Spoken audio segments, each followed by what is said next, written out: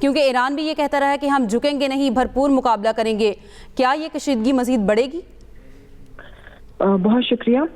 یہ ایکسپیکٹڈ تھا جو کچھ ہوا ہے. یہ کل 2-3 دنوں سے تو یہ تیاریاں بھی جاری تھیں، اور جس طرح شپس وہاں پہ وار شپس پہنچ رہی تھیں ایران کے ارد گرد، اور اس کی ایکسپیکٹڈ تھا کہ یہ 27-28 کی ان تاریخوں میں یہ اٹیک ہو جائے گا.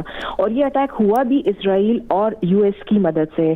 میجر ان کا جو بیسک ٹارگٹ ہے وہ ہے کہ وہاں کا جو ریجیم چینج، وہاں کی جو گورنمنٹ ہے یا اس طرح کا کلائنٹ ریجیم لایا جائے بیسکلی جو سپورٹ کرے اسرائیل کی ایگزسٹنس کو مڈل ایسٹ کے اندر.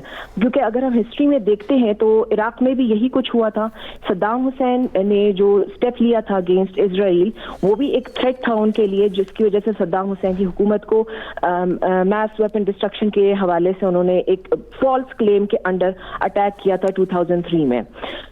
اور یہ بھی اب اسی طرح کا سلسلہ ہے کہ جس میں ان کو تھریٹ ہے ایران سے. اس وقت اگر مڈل ایسٹ میں ہم دیکھیں تو باقی عرب کنٹریز تھریٹ اتنا نہیں ہے یا مینج ہو چکا ہے، جس میں آپ دیکھیں عراق کو ان کو نیوٹرلائز کر لیا، انہوں نے سیریا کو نیوٹرلائز کر لیا، وہاں بھی اپنی کلائنٹ رجیم آ گیا بشار الاسد کی حکومت کو ختم کرنے کے بعد. تو یہ وہ سپورٹنگ ایلیمنٹس ہیں جو اسرائیل کی ایگزسٹنس کو سپورٹ کرتے ہیں. اب اس وقت اگر دیکھیں تو تھریٹ ایران ہے، اور ایران ڈیفینیٹلی ایک اس طرح کی نیشن ہے کہ اگر ہم دیکھیں ان کا سروائیول ہے، سینس آف نیشنلزم بہت ہائی ہے، اور وہ بہت زیادہ اس چیز کو انہوں نے پریپریشن کی ہوئی ہے اس کام کے لیے کہ اگر انہوں نے ابھی سے جو فرسٹ لیئر ہے یا جو گورنمنٹ میں جو اس وقت جن کے پاس اتھارٹی ہے اگر وہ ختم ہو جاتی ہے تو سیکنڈ تھرڈ فورتھ لیئر تک انہوں نے اناؤنس کیا ہوا ہے. ان کے پلاننگ میں یہ شامل ہے کہ اگر کوئی چیز ختم ہوتی تو اس کی جگہ فوراً ریپلیسمنٹ آ جائے گی. وہ پرولونگڈ یا لانگ ڈیفینس کے لیے تیار ہے، اور ڈیفینیٹلی ایران جواب دے گا اس میں، کیونکہ ایران پریپیئرڈ ہے اور یہ پہلے سے ایکسپیکٹڈ تھی چیز، تو ان کی ہر طریقے سے پریپریشن ہے.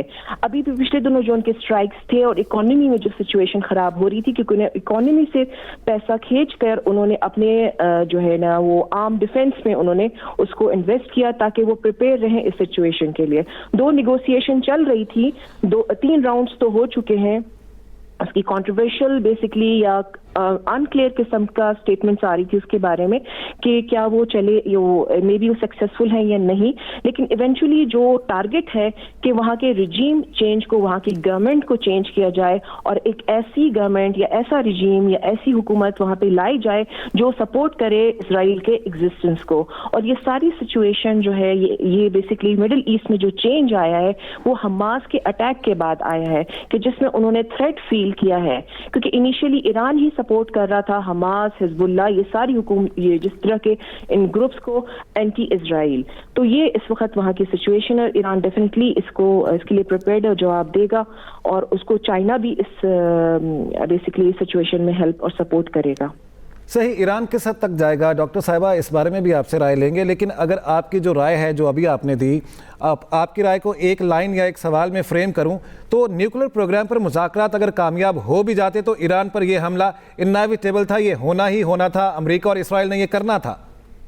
جی یہ کرنا تھا، کیونکہ پہلے وہ اٹیک کر چکے ہیں نا ان کے نیوکلیئر پروگرام کے اوپر. تو اس وقت بھی انہوں نے کافی حد تک، امریکہ نے اگر آپ کو یاد ہو کہ کلیم کیا تھا کہ ہم نے نیوٹرلائز کر دیا ہے، لیکن ابھی بھی یہی ریزن بنایا گیا ہے بیسکلی، اور یہی ان سے ڈیمانڈ کی گئی ہے کہ ان کے 3 جو نیوکلیئر پروگرامز مین جہاں پہ چل رہے ہیں، جو جگہیں ان کو آپ جو ہے ختم کر دیجئے، ڈسمینٹل کر دیجئے. لیکن میجر ایشو یہ ہے کہ آپ نے اوور آل ایران کی سچویشن کو اتنا اپنے بیسکلی انڈر انفلوئنس لانا ہے تاکہ فردر فیوچر میں اسرائیل کے سروائیول کو تھریٹ نہ ہو.